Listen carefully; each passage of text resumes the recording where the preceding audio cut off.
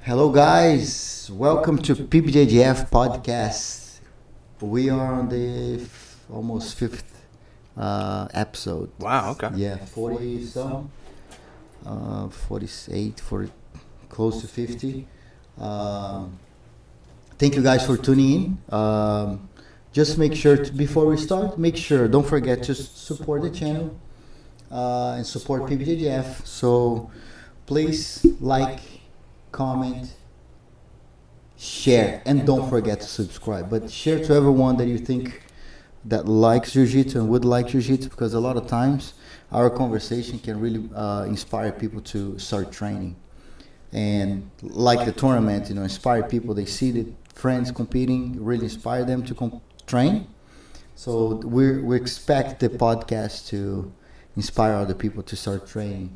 So today here we're with Daniel from Manchester in Pennsylvania. Yes. So it'll be such a great conversation. We just had a podcast before we started. So many good topics we might be able to talk through a little bit. Also, just before we start, guys, I want to give a quick shout out to our sponsors. Brave Kimonos. As you guys see, Brave Kimonos is the best jiu-jitsu gear in the market. For you to purchase Brave Kimonos, you can go to bravekimonos.com and use PBJJF to receive 10% off.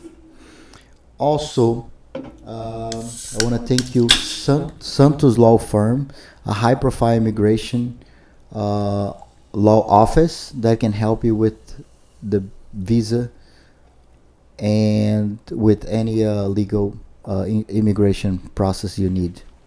If you don't need it, tell someone that needs, share with them. And also Perkins Dental Care. We have a partner dental office. It's based in Baltimore, Maryland area. So if you guys need to go, you can look down the description. You can see the link as well. And that's it. Also, if you guys are looking to shine into the PBJJF tournaments, you go to pbjjf.smoothcomp.com and you can see the upcoming events. We have the next weekend Baltimore Summer Open, August 26th. I'm really excited about this event.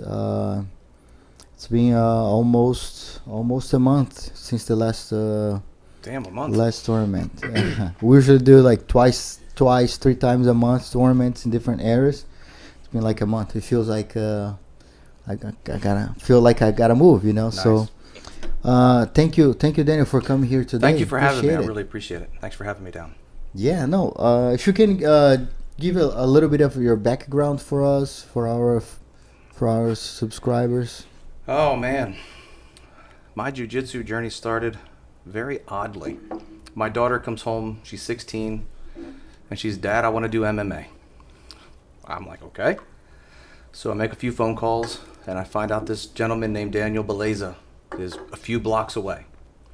So we go down. I meet Professor Beleza, introduce him to my daughter. She takes the class, hates it. She hates jiu-jitsu. But I watched Professor Beleza teaching, and I'm like, there's something about this guy. This is before I even looked him up and saw who he was. So she comes up, she goes, "Dad, I hate this. I was wrong." I looked at Daniel Beleza, said, "My daughter doesn't like it. My son and I will be here Monday." And that was it. I haven't taken time off until this year for 10 years. That's awesome. Started under him, under Professor Beleza, and now I'm under Professor Daniel Tavares. Yeah, and Professor Beleza, is he back to Brazil? He went back to Brazil 6 or 7 years ago. Immigration problems. Yep. Santos Lloyd Law Firm, guys. That's the one to go. Oh, yeah. So he had some problems. He went back home to Brazil, did some touring in Europe, took care of his injuries, and so now I'm under, like I said, under Professor Daniel Tavares out of Jersey.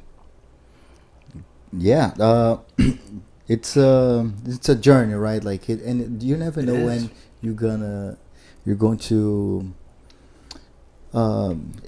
interact with jiu-jitsu, right? Because you wasn't you didn't look for it, right? Your daughter started training, and then somehow you like the It energy, found me. right? That, And it found me. I've always been adrenaline junkie. I did a martial art through high school, 5 or 6 years. A very traditional, nothing that was going to help you in the streets. It was tai jitsu. It was just a very traditional, old school martial art. I've always loved the martial arts. So when I found, and I knew what jujitsu was, I just didn't know somebody that good was, 3 or 4 blocks away from Yeah. the house. So when I found actual jujitsu, I'm like, okay, this is something I need to learn. And of course, my first class, I come in, from the powerlifting background, and here's this young 20-year-old girl, maybe 130 pounds. I'm 205 pounds. I'm jacked out of my mind at the time. I'm young. And she tore me up from one side of the mat to the other. And I looked at my son, and I was like, if that little girl can beat me up, then I need to learn this. that's right. And I fell in love with it. And then through injuries, through everything, till this year, there was no time off. It was 10 straight years of training 3 times a week. I'm not the competition guy. I'm the hobbyist in the gym. Just love the sport. It's a puzzle you can't solve. By the time I figure an answer out, there's another question. There's another one, and sometimes we do forget the ones that we learned. Yeah, right? we do. So many times, like I used to do this a lot, I don't do anymore. Yeah. It's like, and a lot of times we learn, and we forget, and then we relearn, then we forget. Or one of your relearn. students does it, and you're like, oh, I remember I teaching used to him do that. this a lot. Man, where'd that Yeah. go? Mm-hmm. Yeah. It's fun how that works, and there's someone with a little detail here and there, and some good techniques that they develop for years, and they come and show you a little detail that changes your game. It's I love it. That's why I love going to seminars, because Yes. seminars basically someone that's been developing something for so many years, an aspect of their game, and they're showing the 20 plus years sometimes that they have work on that, and they come and just bring the best for you. Right. They digest everything, and they just in 2 hours they give all you need to know. Everything you need to. That's the other thing I love about this is most of the time people will share with you. I haven't met somebody yet that says, I'm not going to teach you that. That's mine. That's my secret. Everybody I've trained with, hey, what was that? Can you show me? And they're like, yeah, bro, come on, let me show you. And then they break it down and they show you everything they've done for, like you said, for 20 years. They put their heart and soul into developing that technique, into that style, and that, here, take it. Do what you want with it. And that's what I love about jiu-jitsu. It's no matter where you go, it's a family. It is. We're not talking the 1980s in Brazil where I can't go to your school, you can't go to my school. Mm-hmm. Times are changing. Now everybody is, I can come to your school and visit and drop in, and I can ask questions, and you're not treated as an outsider. More we Yes. share, more we grow. Yes. It's it's a growing mentality. Like more I teach you, better for me, because I'm relearning what I know, and now you're gonna try something that I haven't seen before, because you're gonna have to find different tools to defeat what I have, and then I have to figure out something else to improve. It's like a consistent progress. I have some students too, like sometimes like I'm gonna have to teach this to him. I'm gonna pay for it. I have a student, his name is Matt. We're training with him. He's playing on his knees. Like, Matt, he's strong and he's very mobile. And he was playing on his knees, like, get off your knees and drive your weight on me, move around. It's way more uncomfortable. When he's on his knees, I'm comfortable. When he's on his feet, now moving, driving his weight into me, it's a different game, And Right. it's bad for me, but it's good for me, because he'll help me to push. That's what I love about teaching is you have to change it. I've always told my students there's the book way, there's the right way, and then there's the way that's going to work for you, because everybody's different. Nobody moves the same. So here's how it's done. Then they say, well, coach, I can't do that. All right, well, show me what you're doing. Okay, your knees don't move that way. Let's figure this out. So now we have to think of jiu-jitsu, and we have to think of how bodies work and how we have to change things. And we're not changing jiu-jitsu. I don't mean that we're changing it, but adapting for every thank you. Yeah, we're adapting it personally for everybody in the room. True. I feel the same. I do this. I talk to my students about this all the time. And then they kill you with it. They do. Because like when you're 20-year-old, you didn't have some injuries, but now you do have some injuries, and you might not be able to do the techniques in the same way you used to do. So now you have to adapt your game to your body, you know. And sometimes we also think, right, we're doing jiu-jitsu for so many years, and someone comes in and they don't know how to do an armbar. You help them out, say, oh, it's like, no, but like it's easy for me because I'm doing this for 20 years. It should be hard. It should be challenging for you, because otherwise I shouldn't even be here if you're getting that easy, you know. I think that's the most challenging part of opening a school, was teaching that to the kids. Kids get frustrated. So like, you understand. Okay, I've never seen an arm bar.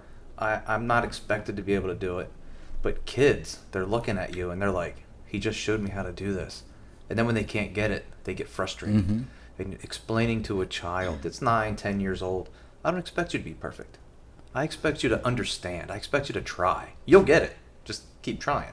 But that's the hardest part, I think, about teaching is the kids. The adults, we're good. They understand. I feel that too. With the kids, I play a lot. Depending on their age, I like playing a lot with them. Like, they're so innocent, you know, and I just love playing with them. Yeah. I start something during class, during the stretching part, warming up, right? And they ask me to tell a story, but this is an infinite story because it never ends. I was like, where do we stop? And then I create a new story out of nowhere. From something's happened going on, like Titanic was going on. I was like, I put Titanic inside the boat, the Titanic boat inside the story, and they get so excited about the story part, you know, during, you know, starting the warm up and the stretching, getting ready for class. How long are your kids' classes? 45 minutes. Okay. 45 minutes. We do about 15 minutes of strength training, body weight, you know, squats, single leg squats, lunges, push-ups, you know, flutter kicks. And then we teach, and then right about a quarter of the hour, we stop, and then we live sparring if I have the coaches. As long as I have to have, right now I'm a very small school. The school that I left, we had almost 50 kids, and there were 2 coaches. So now I have a very small school. We have about 10 kids. So we'll have a couple of the parents are training in their blue belts. So if they're on the mat, then, you know, we're babysitting. I make sure we have coaches watching all the kids when they're sparring. I do that too. I have so many. Thank you for all my instructors and help. You know, like Eric, Will, Joe. Just today, Jeff. So many people help me out. You know, and we have 4 kids program. Wow. Okay. 4 different programs. We're gonna have to add another. Are they broken one. Up by age? By age. Okay. And some ages I have 2. Like I have 2 programs for the same age because the amount of kids. How do you feel about kids doing no gi? I do gi only for the kids right now. I don't like kids doing no gi, and I'm not saying it's wrong. If somebody's doing it in their school, and I'm all for it. That's your school. That's great. I focus more on the gi for the kids. One, I'm a traditionalist. I think it's the Marine in me. I like history, traditions, customs, and courtesies, and I think society needs to be more. We can think it differently, but I think we need to have certain rules to function properly, correctly, right? Like on the schools, right? You have some rules that you don't get. We have some boundaries that we don't step out of it, you know. Exactly. Yes. And those rules are universal. When I come to your school, I bow one off the mat. Yeah. If I'm not on time, I wait until you tell me to come out. Exactly. I do that to my coaches. If they're come, I was like, can I get on the mat? If they're teaching the class, it was respect, right? Yes, those universal rules, common. Yes. Yeah, I just don't think kids should be doing no gi. Now, I do believe kids should wrestle. I've had parents where they'd bring me a 6-year-old and they're like, well, we're trying to decide wrestling or jiu-jitsu. And hey, go tell him to wrestle. Wrestle for 2 years. Then come talk back. to me. Yeah. Let's get him a base because wrestling is amazing to start. And that's both my boys wrestled. My oldest boy wrestled for 10 years before jiu-jitsu. My youngest wrestled for 4 years before jiu-jitsu. And they both quit wrestling for jiu-jitsu. They both said, nope, that's it. I'd rather be able to finish the fight. So one thing, like, I support both, I do gi for kids, gi only. But one thing that I see, like, I ask people all the time, right? I see the growth of no gi. Yes. Like the trending, right? But I can be wrong. We can look at this podcast back, but it's not sustainable because it can be a hype, right? Like media, right? Hyping people up. But the thing is, like, how many people that wrestle are wrestling? Right. How many people that wrestle are wrestling? They're broke. Yes. They're beat up. It's no gi. It's no gi. It is. It's a hell of a grind. Right? So when you get two guys going like this, they're gonna break each other at some point. And what's the number one finish in no gi? Heel hook. Yeah, I had people coming to me that they got heel hook where they used to train. They turned their ACL, and we just started no gi at my school. I opened April 1st, 2021, and we just started no gi this year. And the reason was I wanted my guys, everybody that came to me. I have 2 guys who came to me as wrestlers. Very good, high caliber wrestlers. So they're the only 2 with grappling experience. Everybody else had no experience whatsoever in grappling or martial arts. So I said, we're not doing no gi, even though the wrestlers asked for it. I said, no, we're not going to do no gi. I want them to learn jiu-jitsu first. Mm-hmm. Now that I have 6 blue belts, now we know jiu-jitsu. And they're not experts, they're blue belts. But they know jiu-jitsu. Now we brought no gi in. Now, okay, let's do no gis on Fridays. Now you understand jiu-jitsu. Now you understand how to move. You understand how to body tap. Mechanics, yeah. The most important thing, you learned how to tap. Now let's do no gi. Now we'll add the speed and the sweat. That's right. I think we saw that trending in the community when UFC was coming up. You saw the no-gi trending, and then you see it trending. But like when you see the majority of the industry is from the group that runs the industry is 25 to 45 years old, right? And you start looking to the data, right? Like, what is the amount of injuries here, there? What are the chance of getting injury? Oh, this is higher. This you got. That is something I would like to see. I would like to see the ratio of injuries for no gi and gi. My wife is she's very into data. She was looking to many. She's a lawyer too, so she was looking to many in many different datas, like from when usually people get hurt, why they get hurt, how long it takes for them to get back to jiu-jitsu, and how long for them to be out, how long will they come back. So in 1 week they usually come back. In 2 weeks only 30% come back. In 3 weeks, it depends on their injury and the amount of time they stay out of jiu-jitsu. It starts decreasing the chance of them coming back to jiu-jitsu. Like, there's so many variants that we need to understand, so we can look those numbers like, all right, how can we improve on this? That's, I think, and we improve on that by decreasing the injuries. Yeah, my son was one of those. He got into I think he's been a 6-year blue belt now. He got promoted to his 4-stripe blue belt under Professor Beleza. That's how long it's been. The 7 years, right? Yeah. So 7 years he's been a 4-stripe blue belt. But he got into a car accident, messed up his back. Oh. During his recovery from that, now he's a single dad of 2 kids. He's trying to make ends meet. Training took a back burner. But now that I have a school, now his son, my grandson, is now training. So he has to bring his grandson. That's awesome. So now he's back to training. So hopefully he won't be a blue belt. What a great bringing, like your family on the mat and be able to teach and share your love for jiu-jitsu. There's nothing like that. And one of your PBJJF tournaments is going to have all three of our generations.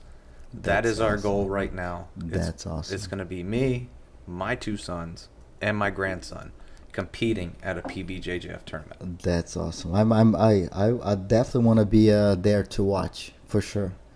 I'm excited for it, and we should get an interview afterwards and talk about all the three generation together on the same competition. We'll give Caden about a year. We'll give him a year of training, and then we'll get him on the mat. That's great. That's exciting. So let's look for the Summer Open next year. We'll have all three. I'll say that here on the podcast. The Summer Open next year, if everybody's healthy, and God forbid somebody gets injured. Yes, you'll have all of us on the mat at your Summer Open next year. What are their names? My oldest son is Clayton. My youngest son, who's graduating boot camp next week, is Dan Jr. And then my grandson is Caden. Yeah. So you'll have four of us training. That's competing exciting. at your tournament. You said your son is graduating in North Carolina? This coming Thursday, South Carolina, Fort Jackson. Army, right? Yes. Army? Yep. He didn't follow in my footsteps. He didn't choose the Marine Corps. I've been nice. I haven't picked on him yet. I'm waiting for him to come home. I see. But, at Ogogi, we have all branches represented, like Air Force. We're very close to Fort Meade, bases. So Air Force, Navy, Marines. Have any of the new Space Army, Force? Space Force. I have one student from Space Force. That's awesome. He's actually Air Force, but he's moving to Space Force.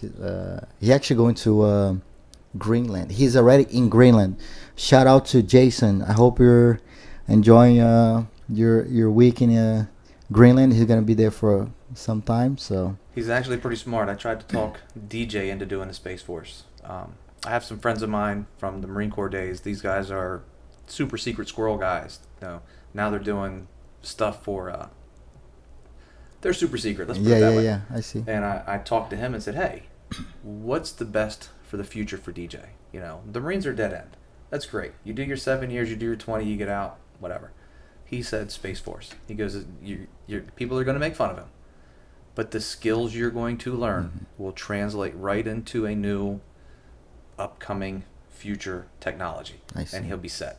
Nice. It's a lot of cybersecurity opportunities. A lot of satellites, a lot of security, a lot of intel. But he didn't listen to me because his friends made fun of him, so he went to the Army.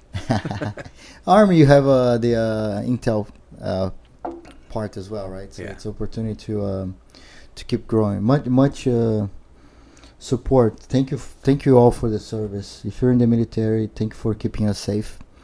Thank you, Daniel. So Daniel, you were in the Marines. So how was your getting to the Marines? How was your training there? How was your life while you're a Marine? Oh man, life as a Marine. We're going back 20 years now. I got out September 9th, 2001, right before the war happened. I was getting out on medical. I fought for several years to get back in because I'm sitting at home watching my friends, deploy. They're going to war. I'm putting in phone calls. I can't get the medical waivers. Times have changed. I couldn't get the waivers. So I didn't see combat. Kind of regret it. But things are meant to be. Higher powers step in. I don't know where everybody stands on, religion. But things were meant to be. Somebody stepped in. Somebody kept me from going. But training there, I was coming out just as the Marine Corps martial arts program, the MCMAP for short, was coming in, which, if people don't know, is based on Brazilian Jiu-Jitsu. Now, it is slightly different. You're talking, their motto for MCMAP is one mind, any weapon. So, if you're in a Jiu-Jitsu fight, we already know there's no striking, there's no kicking. MCMAP is different. Pull a knife out of your gear and open the guard. Pick up a rock, hit him in the head. Your job is to win the fight. I'm sorry. Oh, you're fine. This is your house. No, sorry about that. Somehow, probably class time. So I didn't get to see a lot of the McMap. One of my friends, shout out to Tom Hamilton. He trains down at COA with Professor Kelly Grissom. He's a McMap instructor and a Brazilian Jiu-Jitsu instructor. I think he's a purple belt now. I haven't talked to him in about a year.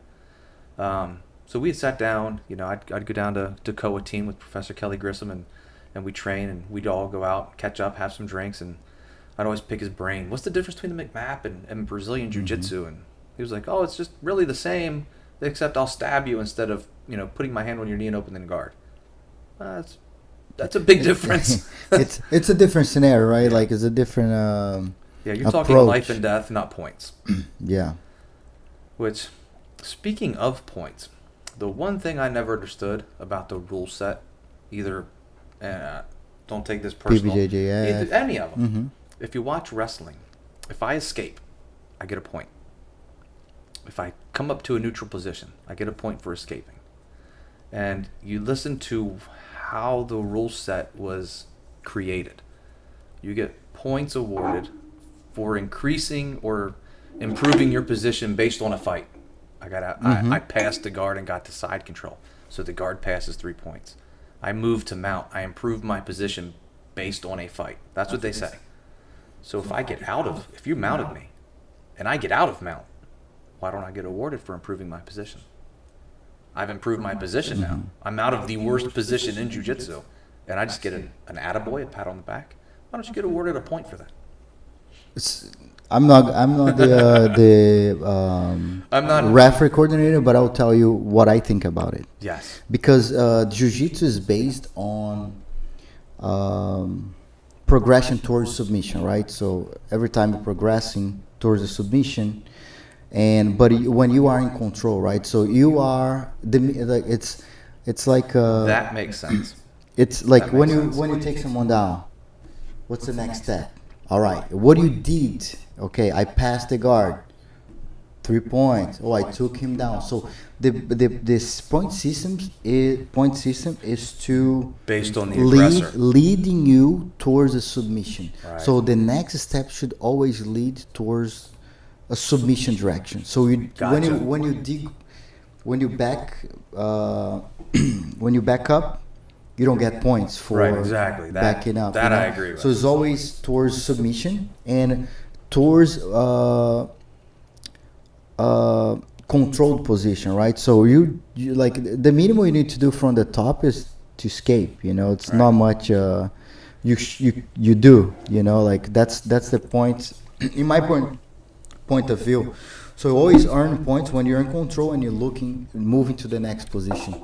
So from mount, getting out of mount is right. the minimum you should do. Like get out of that. And that brings me to you guys, which we were talking earlier. Like you said, we had the podcast before the podcast. Yeah. You were talking about how your referees are trained, and you refresh that training a week prior, which is great. Because one of my guys just went to a tournament in New York. Not going to name any names. It's a good tournament. He had a good time. He came back and he said, I have a question, coach. I'm like, what? He goes, I took the guy down, and when he got up, they gave him a point. I was like, no, that's not how the rules work. And he shows me the video. And he takes the guy down. He gets his 2. The guy shrimps out, stands up, 1 point. And I'm like, you got to be kidding me. It's the same as getting 1 point for escaping. Right. And I'm like, So I go to the website, and I look up there. The rules. I'm like, okay, man. I said, you got screwed because you lost by a point. And I'm like, that's that point. So I was trying to get down that road to you guys and what we were talking about earlier, and how your referees are black belts and brown belts. How they have to go through the training. How if the tournament's on Saturday, that Wednesday, you're like, hey guys, let's go over the rules again. Here's the deal. So things like that don't happen. Now I understand we're all human, but we should at least know that, hey, when I take you down and you get up, this isn't a wrestling tournament. Like For sure. I think we talk about this when we have the meeting with the team. So we are going to the hardest route because we're going against the system in the East Coast. East Coast tournaments are usually like whatever. wear whatever you want, do whatever you want, and Yeah. doesn't matter. I've seen. You know, that's usually what happens, man. Whatever. I've seen But guys wearing knee shorts instead of gi pants. Like, come on, that's a little short. be naked, whatever. Whatever. East Coast's tournaments are usually the organizations around. You know, is whatever. Yep. Man, do whatever you want, and people are more into whatever. And when you start to bring a rule set, you start to bring processes, right? You start to bring things that people get like, hold on, why do I need to have a blue rash guard to show that I'm a blue belt? Yeah, because That's the rules. it's part of the rules, you know. It's part of. I'm with you. It's Yeah. part of bringing professionalism, you know. Yes. So if we don't become professional into every aspect, you have a school that people do whatever. It's a chaos. Why Exactly. you want to go to a tournament that's whatever? It's a chaos. It's worse. You I know? agree with you. We have to have the rules. It's you call it a uniform for a reason. Mm-hmm. So Exactly. everybody's the same. It's not that my sleeves are up to my elbows and yours are down to your fingers. You know. It's check the gi. Oh, your gi's too small. I was like, why? But I compete at whatever another tournament. They're okay with it. Like, no, but not. If it's the opposite way, you're gonna complain about it. Exactly. If it's against you, now you complain about it. You know, like it's So you guys do the gi checks also? gi check, Nice. all the uniform check, I haven't competed yet at the PBJJF. It is gi it's on the check. list. Yeah, because we want to make fair, right? You have no sleeve, how I'm gonna hold? I have the sleeve for you to hold. You don't have the sleeve for me. You know, so we really try like it. We're going to the hard route because sometimes these schools are not educated about the rules. Right. Right, sometimes like you train with a red gi in your school. You train with I've seen a Dragon Ball Z gi. You know, like, but cool. But sometimes the professor's not educated about. In his school, he's done one way, and he expects to be that way, and then he gets there. It's like, oh, but why he cannot compete with the Dragon Ball Z gi? Because it's on the website, and he read the information, and then he agreed to compete under this. That's one thing that really drew me to SOS Team. SOS Team is you will have a team gi. It's not my rule. It's not Dan's rule for SOS Team Manchester. This rule comes down from Master Sasinho Sa, from Professor Gibson Sa. Everybody has a team gi. You train in a team gi. It's all patched the same. That's what it is. If you don't have that, you're not training. That's the rule. So my guys are already knowing we have this gi, and it meets those standards. So when they go to a competition, there is no, They already know. I have the wrong gi. No, it's black, it's blue, it's white, and it's patched with the SOS Team patches where they're supposed to be. And you don't go into a school and see a tie-dye gi and a green gi and a black gi with blue pants. No, you go to the SOS Team school, you see everybody. Now, you might see a blue gi, a white gi, and a black gi, but they're all SOS Team gis. They're all the same. Yeah. So I really, and I think it's the Marine in me. Like we talked earlier, I am a traditionalist. I love history, traditions, customs, and courtesies. I love structure, and that's SOS Team. SOS Team has the structure. Here's our gi. It's a uniform. If I go to Professor Tavares' school, his gi looks the same as mine. It's a SOS Team gi. Yeah. If I go to Anton or Professor Anton's school in Philadelphia, it's a SOS Team gi. It may not be a Fuji gi. It might be a what's the one gi you have here? The Brave gi. It might be a Brave gi, but it looks all the same. Yeah. And I think society works that way, you know. I think, you drive the car, you have the rules to drive the car. Right. You don't put whatever you want in the car. You gotta drive this car. If the police stop you and they see something wrong, you have to fix it. yep, You without know, rules, like, we have nothing. you know, like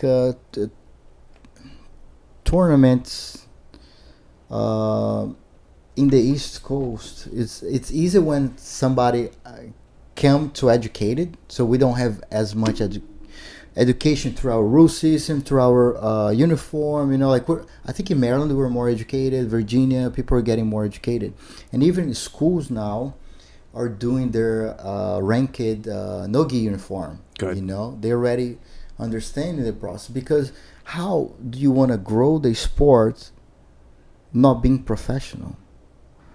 You know, like NBA, they had to wear this percentage of color on their shoes, otherwise they couldn't do it. Because to make it fair and safe to everyone. There's so many things behind the why, that people won't understand, right? Why do I people come and walking without shoes inside and step on the mat? It's like, yeah, you're without shoes, but you're just it's the same as shoes, all that stuff's on my mat now. Yeah, I was on the mat where we put our face. Like, if you don't have rules in place, it's going to turn to chaos. Agreed. Sometimes society is happening. We see happening in society nowadays, right?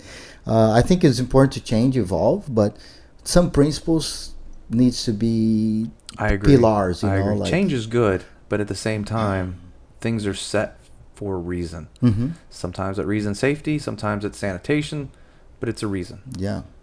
Look professional to build sport to larger public. You bring someone that you bring someone to watch you in a tournament, and it's like chaos is crazy, people hurt each other, like down, and up, and then like people looking outside of this, like, man, I don't want to do this. Right. This is crazy. Good job, but not for me. But they see professionalism, they see rules, they see clean, better looking. It's like, oh, I think this could be for me. Like. Right. That's the way we believe. Like, building and bringing professionalism to the tournaments are going to grow jiu-jitsu more. I agree 100%. And like you said, you try to find venues that bring that to the table, that professionalism to the table, where I'm not parking 3 blocks away. I'm not walking in a building and there's no AC and there's no benches. There's no, all right, well, there's 5 guys over there in the corner sleeping and, naked, walking like, hey, man, yeah. put your clothes, like, go to the bathroom to, walk around. Like, we educate people that way too, because a lot of people come, they don't even train jiu-jitsu, or the parents, the moms, the grandparents, parents and wives, kids, yeah, like you live no seating is like, since we started, like, seating is extremely important. Yes, it is. How they gonna see it? Like, I don't want to sit on the floor and like throw myself like a bag and nobody thinks about it till they get to the venue and like, I should have brought a chair, because there are no chairs here. I've seen it all with the wrestling seasons and even going to local tournaments. We won't name any names, but some local tournaments you go in and there's not a seat in the house, and people are just crashed out everywhere, and it's chaos. Yeah, and you don't want to go back to that. Chaos is easier to do because it's cheaper. Yeah, whatever. Do whatever you want. I'm doing my cool. Bye. But once you want to build instruction and educate people, the positive part is we educate people daily. We're okay with, telling 10 times. So speaking of the education, you mentioned earlier before we went on the air that all belts can do your rules on your website? All belts. So is that just for your school? Or is that my guys can go on your website and take a rules seminar? Any school and students in the world. Okay. So we decide to do that because we believe that when we need to know more about rules since the beginning. So back we could do as a brown black belt. So, right. But I already went through all the learning to techniques that I couldn't even do by getting there. Yes. Like the guy Caesar take down, he was like almost breaking. He was like, "Oh, you should not do that." I was like, how did you tell him before? It could break my leg. Like those are things that we need to. If you learn it earlier on, your journey will be safer. It's a lack on our industry right now that we're trying to. That I am gonna push. I'm definitely gonna push that because I've told my guys. I teach the sport of jiu-jitsu. I teach to the IBJJF standard. Mm-hmm. White belts, straight ankle lock. Blue belts, you can wrist lock. Mm-hmm. I do my white belts wrist locked because they're training to be a blue belt, so they have to learn. Now, do we learn some reaping? Everything. We do learn. And I tell these guys. You learn about how to not do it. Right. What is the wrong? What is the danger? You and need to what see level this. you should do it. And I let them know this is a reap. Yes, we're in no-gi. This reap is not legal. This is why it's dangerous. But we need to learn this so you can do it here in the school. When somebody comes in to visit, hey guys, look, just keep it at your belt level. But we do need to learn all the stuff that's above. Because like you said, if I don't learn it, then I'm going to hurt somebody. That's right. Or get hurt by the guy who comes in and does it to somebody. So it's important to keep. So I'm definitely going to jump on that rules seminar that you have. That's awesome. I think everybody, at least before the blue belt, you should have this course. I push my students to do before they start rolling. And what's happening now, like we decide to do in a platform where people sometimes they cannot meet the same time. Maybe we do a Thursday 6-7 p.m. Like some people can make it, right? So we're adding the course into a platform where we can see their progress by watching the videos. We can see their whole so they test. Can do it at their own pace. They can do it at their own pace and any time. That's nice. And right after they watch, they have a test. Okay. They go through the test and then they can keep moving on by the watch time, because we can track the time they watched. So that's really nice. I really like that. I'm gonna start talking to my students about this. Yeah, no, we believe every school will eventually start pushing that to keep their students safer and their liability less liability on them, because when you have someone that's educated in the rule set, you already taught them what's legal or not legal, or they at least have the experience, because they will receive a certificate where telling that they pass the test or not. So if they don't pass, they don't receive it. So if they pass, they receive. So 85% is the percentage. So that means they went through the course, they learned, they tested, and they're educated about the rules. And you also educate them daily in school. But sometimes it's hard, at least I feel for me. It's hard to tell everybody because we have so many students, so many new people coming in, so many, like, you can't do this by yourself daily, And sometimes you spend like half of their time showing what they should not do, and not even and half of the time that you explain the technique, So we believe that's going to be even better for them to already know the safe, the not safe way, and they can focus more on learning the technique instead of learning what not to do to make their training partner safer. So it will take a lot of out of the professor's shoulders, So that's kind of how we feel. And my students, I ask them all the time. Hey, somebody asked me like, "What is this?" I was like, "Did you do the course? All right, tell him." And it will push. It reinforces it. It reinforces, and then like he knows something that he doesn't know. I was like, "Hey man, do you remember how it is?" Oh, and they educate each other. They talk about the rules, and they become more educated about the rules without you have to go in every single class teaching them that. So that's awesome. It's not possible us to do that. The whole course to every student, it's not possible. You'd end up teaching the rules course every day. Yeah, you can't, because people come once a week, twice a week, in different groups all the time. New people coming, it's not possible, But this way, going through the platform would be even better process, because they can go 2 a.m. if they want, That's the idea. That's nice. I'm glad I came down here really just to learn about that. No, yeah, that's really nice. I think, and that you offer it to every belt. Every belt. That's awesome. Every belt. Because you need to learn the rules, not just. Now I understand browns and blacks. You have to go through that because part of your job now is referee. So I understand that. That's great. But that blue belt needs to know the rules too, because he's going to go compete. Yes. And the professor's supposed to know the rules and teach, but it doesn't happen every day. It's hard. It doesn't happen every day.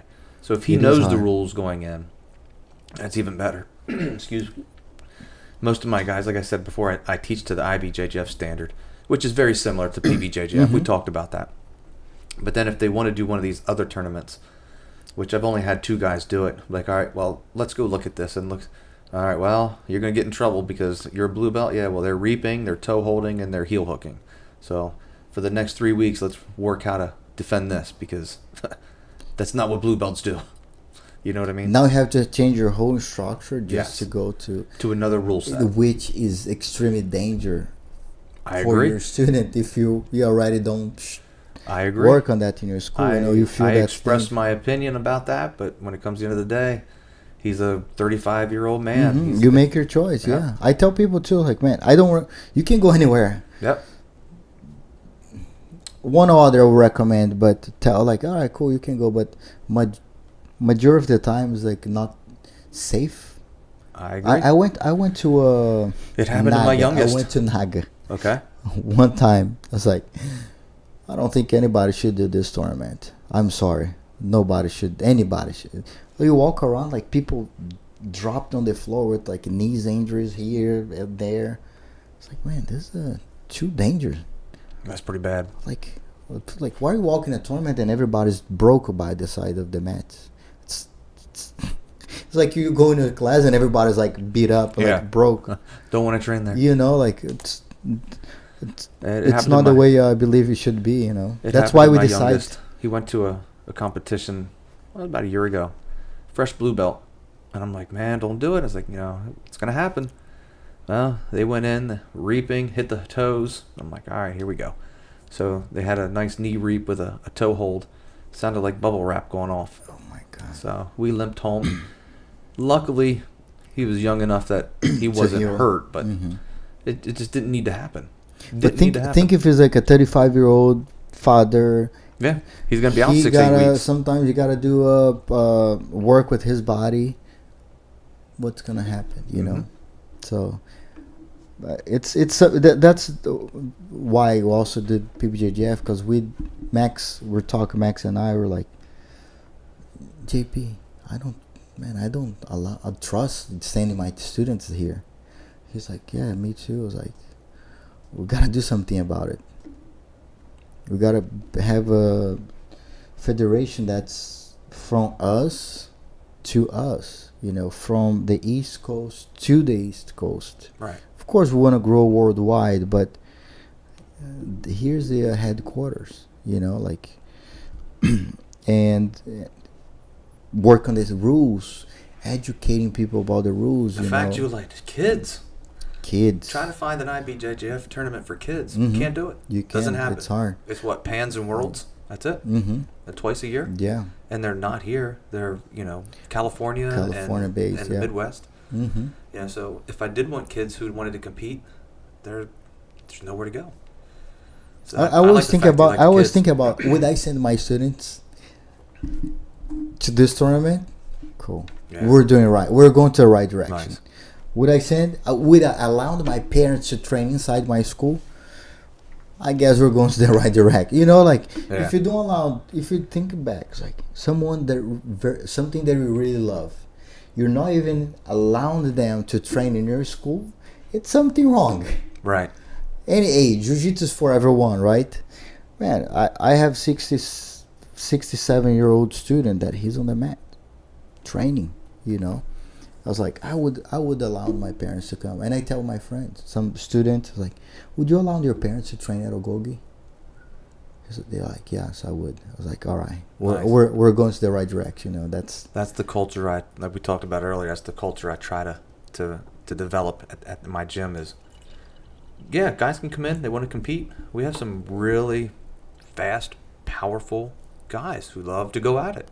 We also have guys who have to go to work tomorrow. Exactly. They have to put food on the table, and they don't want to go 400 miles an hour because they just want to come in, they want to learn jiu-jitsu, they want to learn the lifestyle, and they're just happy. It's the way it should be. Like you said, can my mom train here? Yes. If I would say no, then it's not a safe place to train. Exactly. And I bet you can think about at least 5 places that you would not send your mom to. I could think of a few. Easy. We're not going to send any names out there. Don't say no. I mean, like, but I could think we of a can, few. I try to think about that daily. Like, man. And like I'm if I see sometimes I talk to some friends. Hey, man, you're young, I understand, but think about longevity. You don't The have young to, guys never think about that, do they? They don't understand until they're in our shoes. Until they're because I know, because when I came to the US, I moved. I was 22, 23, and then like I was like competing, black belt, and then I started pushing the class, and then it was not a lot of people, but the next day nobody, and then I looked back. I was like, hold on, I think I'm doing this for me. This class is not for me, it's for them. Right. I'm wrong here. Every time I step, and then I learned that every time I step in a class, it's not for me, it's for them. Right.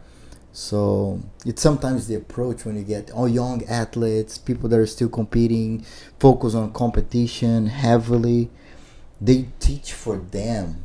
They train for them, It's not for their students. So when I step on the mat, my approach is, how can I help you? I'm here to help you out. I'm not here to... This class is not for me. Maybe you can create a class that's for me. Cool. But you can. Anybody that's watching and they have their own schools, I think you could do like a special time that you can do. All right, that's my training for me. Absolutely. But Absolutely. you got to think about, like, am I teaching for me or for them? Yeah, the school's not for me. It's so I can pass it on to the next generation. It's not about me. And I enjoy teaching better because teaching has made my jiu-jitsu much better. And I'm not, I'm nothing special in jiu-jitsu. I'm a hobbyist. I said that before. But teaching, I got to think about it. Mm-hmm. And the questions, man, some guys can come up with some. And the questions are usually something you do. And it's second nature. You've never thought about it. You just do the armbar. And they're like, well, why did you put your foot there? And you're like, I don't know. And then you think about it. Okay, let's break it down. And now that's that little piece of information that you just took for granted. Now you're passing it on and you're teaching. You spend another 20 minutes talking about why your foot's here instead of over here. And sometimes you learn by seeing how people are struggling with the technique, right? It's like, okay, all right, push here, adjust here. And then you're like, hey, now they need to learn this detail when I teach this technique. Sometimes you don't teach a little detail, and then you go on. It's like, I think I really need to implement this detail why I'm teaching this technique, so they won't struggle with this. That's what I love about teaching. It really makes you think about it. Really, you have to process it. You can't just do it. Which obviously, when we're training, we're just doing it. Yeah, trying to challenge each other, find the gaps, and that's I love teaching too. I love training, and I love teaching too, sharing the knowledge. I think the more we share, more we grow. That's the way, and it helps you to not be selfish, right? Because sometimes when you look back to the athletes, we looked at, man, athletes need to be selfish towards their performance, right? Like they have to work harder, they have to push themselves, they focus more on on their own training. But when you're a professor, you gotta be the opposite. Mm-hmm. You need to give your time, your experience, your knowledge to them instead of focus on yourself. It's the opposite of being an athlete. Right. So it's more about giving than taking, like as an athlete, like, hey, teach me, show me. Okay, cool. Focus. Oh, I gotta work out. I gotta go, guy. I gotta work out. Sorry. You can't even time to go. And I've seen some professors and coaches that didn't get that. And they're great teachers, but then they're killing their students. And I'm like, well, he didn't learn anything. Like, you've been a black belt for 20 years. Of course you can kill him. Mm-hmm. What's the point of teaching him if you're just going to beat him up? You didn't let him work at all. Yeah. So I think that's where you go back to, there needs to be that time for you to train, but that time to train is not with your students. Exactly. It can be at some point, when you build, then I think that's how we're going to grow. Can't let your students run you, but you shouldn't be just, your job is not to just kill the students. Yeah. Your job is to let them work and help learn, them teach out. them. Yes. And at some point that we will challenge enough so we can push more and more. But it takes time, right? It does. It does take time. It does. And the students never see how good they get because it's just, we're here. So as the student gets better, you're getting better, and they never see it. And it's like, oh man, I don't get better. Like, I can never get position on you. Well, yeah, but you don't see me trying to work harder every time because you are getting better. You don't see how hard I'm working. You know, last year it was a breeze. This year, now I'm thinking, I got to get ahead of you. They don't see that. They just see the fact that they can't get that position. I see that a lot too, but some guys are like, you see them picking up and making the difference. And you're always gonna have some guys are more athletic, right? Yeah. Some guy I have one. He just started training with us a month ago, but he's a gymnastics for the Navy, Alexander. I was like, strong as an ox, isn't he?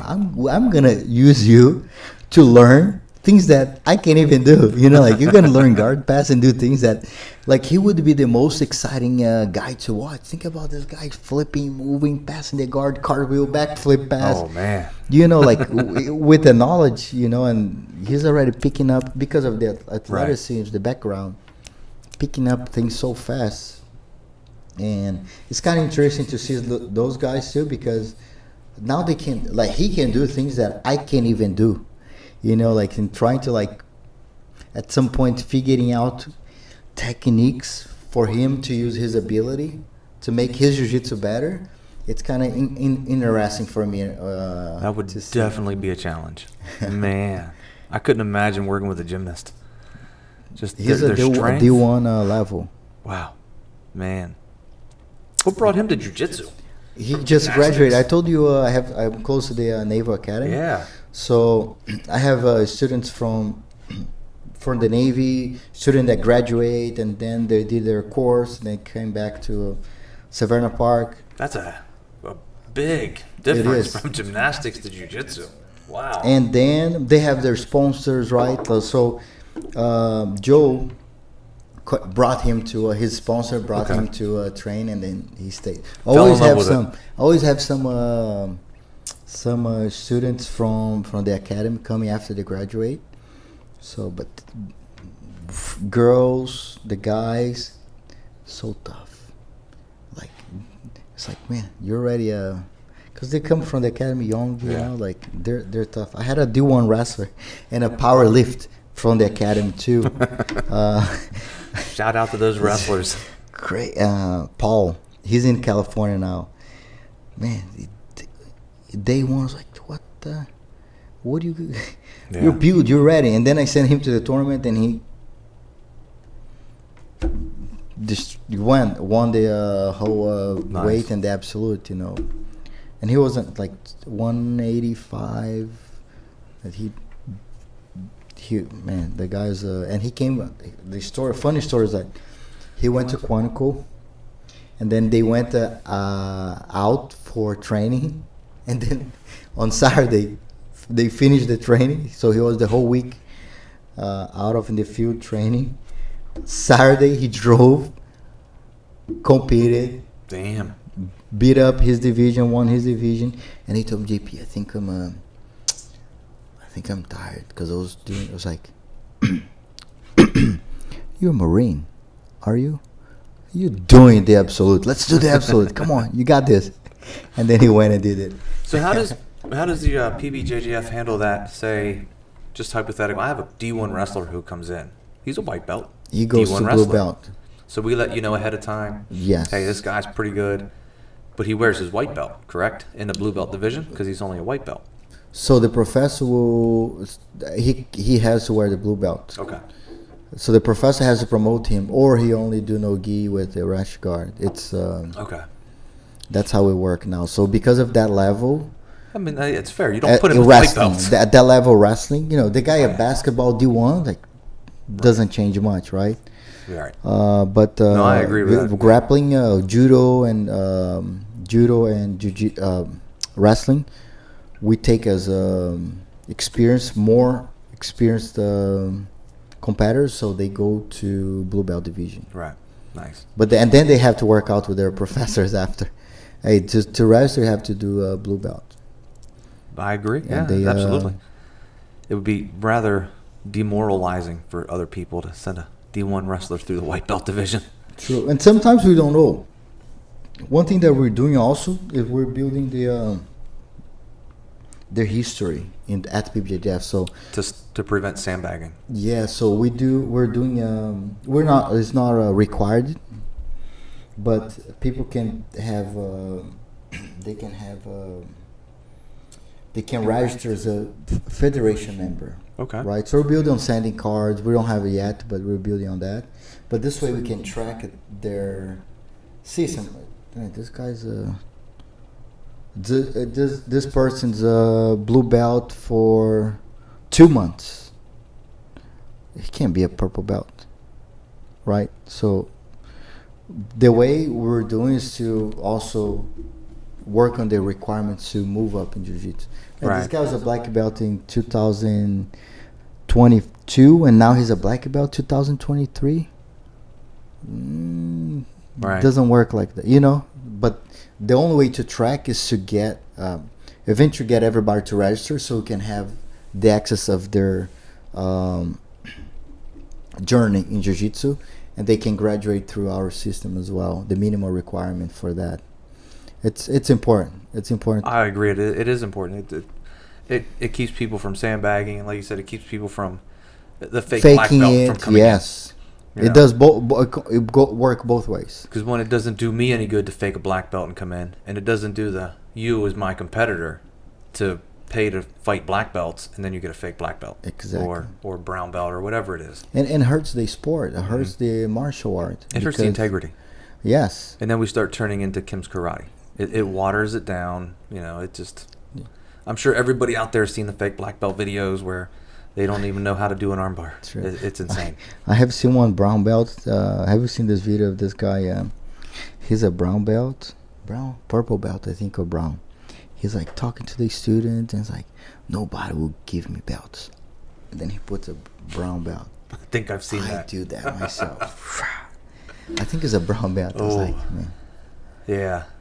It's like saying like, I'm a doctor now. I'm gonna start doing we're So not now- regulated yet. So now let's take that guy. I don't know who he is. You don't know who he is. Mm-hmm. But he registers PBJJF. Do you do a like, hey, who'd you got your? We don't know him. You don't know. So Not he yet. registers as a brown belt, and okay. Good to Right now it is, but once we start requiring the registrations, then we're gonna have the process. And now we're gonna know what we can do is he needs to register under an academy, go. right? Right. So if someone sign up for SAS Manchester as a black belt, you have to approve him before. Right. Like you approve him as your student or any belt. So they have to be approved by the professor. Got it. Good. That's where I was going. You have to have some sort of approval, some sort of way to verify it. Exactly. Now, do you guys accept that belt checker I've seen in the past? I don't agree with it, but What belt? oh check? man, it was going around online where I think it is called belt checker. Somebody out there have to correct me, but it was a community that to get around IBJJF requirements, you'd go on and register as belt checker, and you would verify me because I know him. He's a brown belt. So you'd get the community to verify who you are. I don't agree with it, Yeah. but it was out there, so I figured I'd throw it out there and be I like, think, does that count as a... I think maybe when all organizations start to build their own way of figuring out, would be better. Because now, like, hey, if you go to a tournament, all federations do this. Right. They check if you're. And ultimately, If the it's mat real. doesn't lie. The mat won't lie. You can buy a belt anywhere you want. The mat doesn't lie. The mat. But sometimes they don't put in the line. So what means, like, the person could open academy, teach students, and now he open up a school under any tournament, right? Right. The system we use. Then how can we check him? That's what we're doing. The process eventually is now the schools are going to have their you can do this already you can get your registration. Then we start tracking. All right, we see the informations, we check. All right, you got the registration. Then all the schools are going to start doing it. And once those guys, faking it, come to register, we'll check them and see now their background. Nice. So that's the idea. But like I said, we're trying to educate people in so many ways that if we try to do everything at the same time, it's not gonna. it will be too much. Yeah. So now we're educating with no-gi uniform. We're educating with a uniform. We're educating about the system we use. The rules. Because we really have to educate. If you go to California, you don't have to educate people, because they're more educated, because there are organizations there, they're already running this format where we just come in and plug in the federation, just go. Nice. But here in the East Coast, unfortunately, we do have to educate, and we're open to educate every single student. I think that's because there's too many organizations, like we said earlier, with the chaos and with so many different these rules. Guys heel hook and these guys reap and You these don't guys. It's just too much. I never knew their rules. To be honest, I never knew their rules. You never know. You go to there. It's okay. I think it's important. I think to have your rule set, but I think it's important to have a rule set that It universal. can be yes, I think it's like judo, right? Right.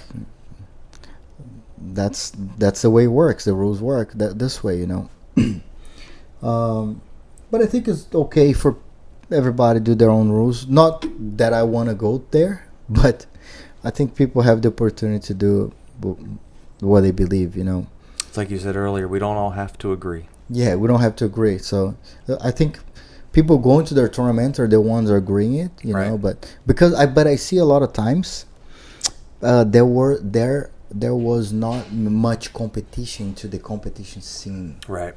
Like you didn't have anybody coming to like, oh, that's how we do it. Like you had a lot of different rules, whatever, running that way, and everybody's like, okay, that's the way we do.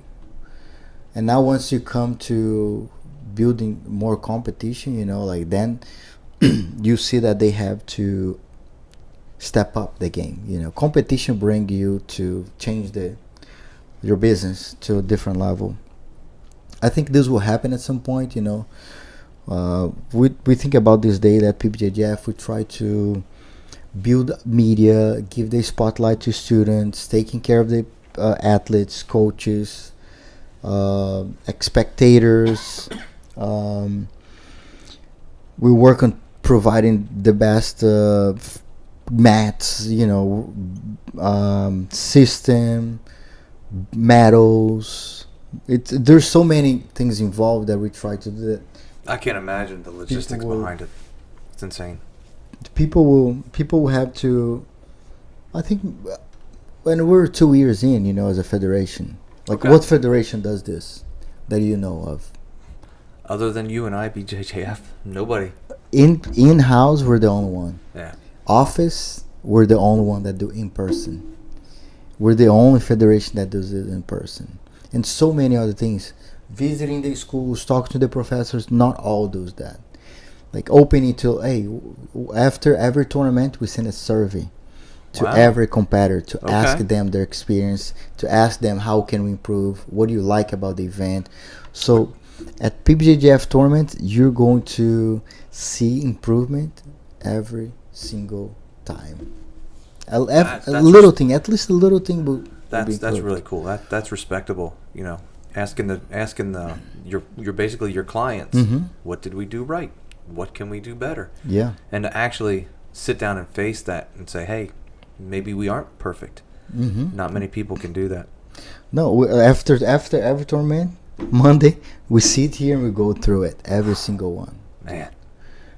All right. It's sometimes like you look like, is this applicable? No. All right, we gotta move on. Right. Hey, we need to fix this. Hey, next one, this cannot happen. I don't want to wear a blue rash guard. Okay. Yeah. Whatever. So yeah.